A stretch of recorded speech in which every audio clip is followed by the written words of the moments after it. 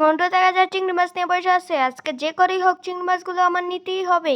তখন ধরে ওয়েট করতেছি, জেসমিন আর জেরিন তো এখনো আসলো না। এই তো জেসমিন আর জেরিন চলে আইছে। হাই, কেমন আছো ভাইয়া? তোদের দিয়ে আজকে চিংড়ি মাছ পাক করাবো। দেখ তোদের জন্য চিংড়ি মাছ আনছি। কিরে, চিংড়ি মাছ কই গেল? ওই এখানে চিংড়ি মাছ। এখানে তো চিংড়ি মাছই নাই। আমাদের সাথে কেন মিথ্যা কথা বললে? শুধু শুধু আমরা বাড়ি থেকে এসেছি। আরে ভাই, আমি তো চিংড়ি মাছ নিয়ে এখানেই বসে আসছিলাম। কোথায় যে চলে গেল? চল জেরিন, ও আমার সাথে মিথ্যে কথা বলছে। আমরা এখান থেকে চলে যাই। আরে শুন শুন, যাস নে। কিরে মনে, এখানে বসে তুই কি করছিস? আরে এমনিতেই বসে আছি। দেখি তো ওই মেয়েটি মনে হয় আমার চিংড়ি মাছ এনেছে। তুমি আমার চিংড়ি মাছ কেন এনেছো? আরে আমি তো এখানে চিংড়ি মাছ নিয়ে বসে আছি।